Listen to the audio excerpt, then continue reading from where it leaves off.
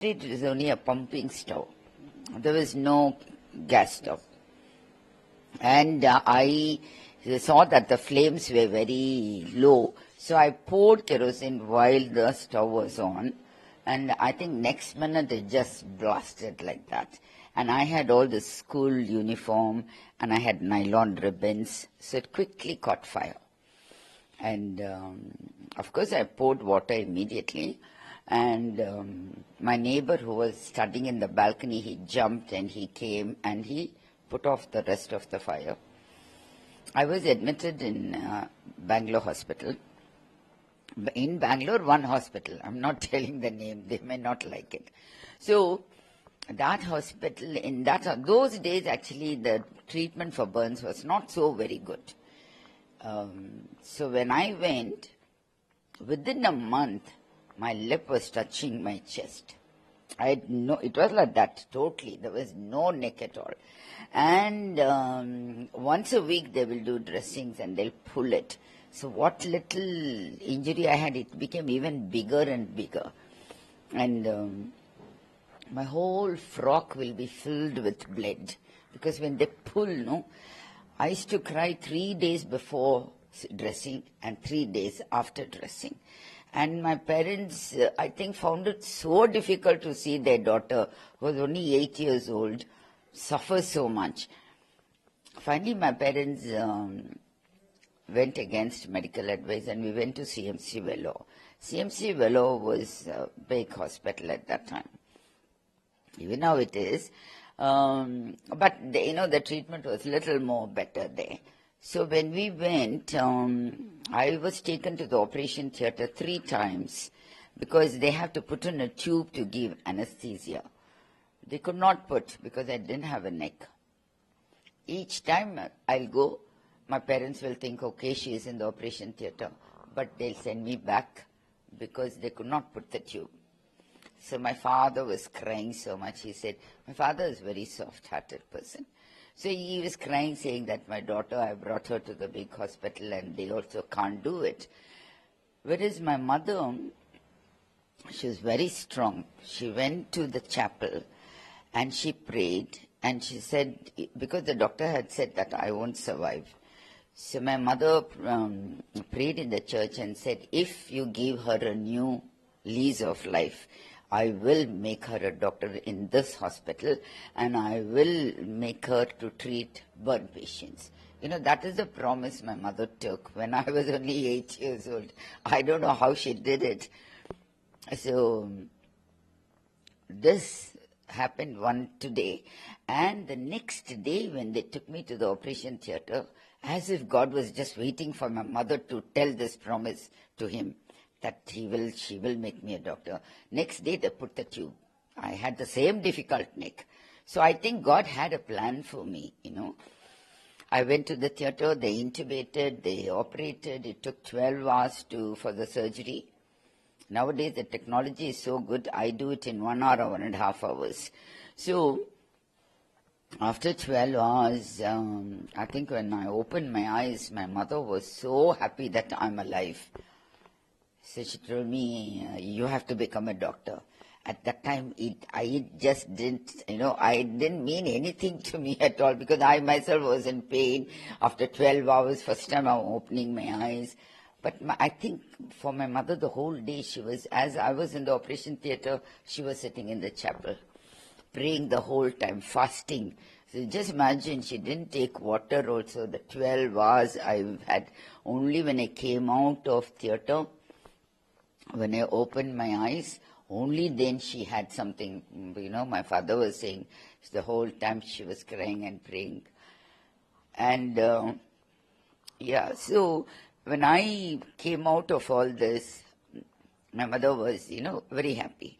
Then I had many, many surgeries. I've had about 28 surgeries in my life. And after I got discharged, she took me home. She told all my brothers and sisters that I have 1 brother and 2 sisters. My 2 younger sisters were very young. Actually, they don't know anything at all, poor things. My brother was 1 year younger to me. So if I'm 8, he'll be 7, So, but we, at least we understood certain things, whereas my two sisters were too young to understand anything. They only know that their mummy was not there with them because my mother was with me in Vellore. So it was a tough life for the whole family actually, because my father had to work both morning and night. We had to do shifts because he had to pay so much of money to the hospital, and only maids to take care of the home. And they, they messed up the whole life. They won't take care of my sisters so well.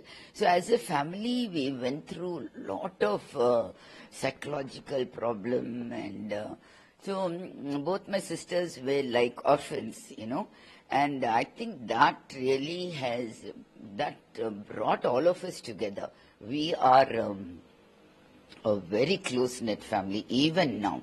Because my mother always said, whether, one becomes rich, one is poor, whatever it is, all four of you have to be together. I cried a lot. My mother allowed me to cry, It must have been very tough for my mother to see the daughter crying, and yet she cannot cry in front of me because she wanted to be very strong in front of me. And then after I became little this thing, by evening, she said, Prema, this is your face.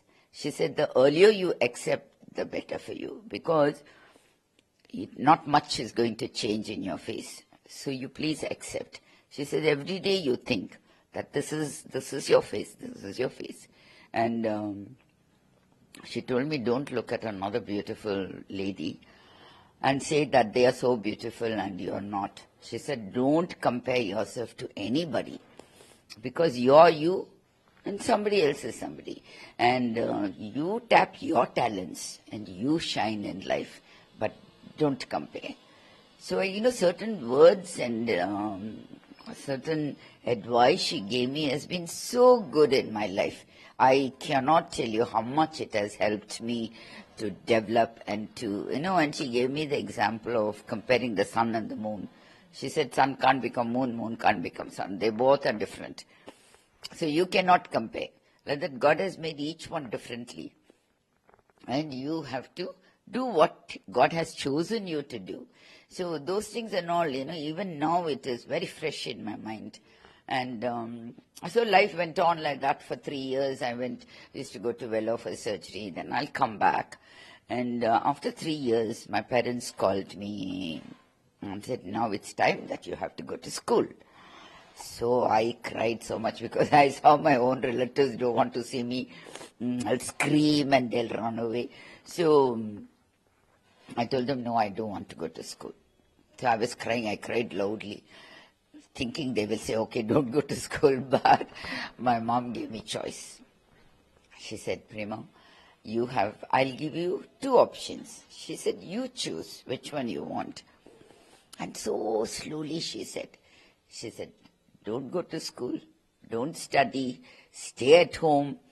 Your brothers and sisters will study, they will get married, their spouses will torture you, you will be in the kitchen cooking for them, you'll stretch your hand and ask them money and they won't give you. She said, all your life you will be under them and you will be cooking for them in the kitchen. She said, do you want a life like that?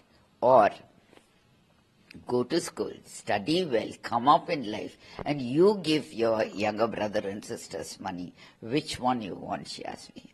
Maybe if she had scolded me, I may not have gone to school. But the way she said and gave me the option, I had no choice at all. I was still crying, but I said, Mom, I will go to school. The outside world was terrible. They never accepted me. See, nowadays the world is a little different. They are willing to accept people with defects and deformities. But those days, they never accepted. And I will go and people will scream and say, oh, devil has come, and they'll run away. And my mother always used to tell my brother to accompany me everywhere.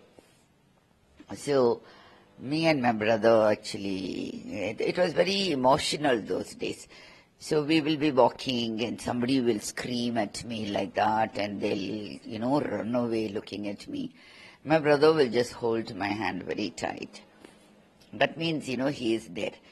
And both of us very emotional at that time. And we know that if we look at each other, we may cry.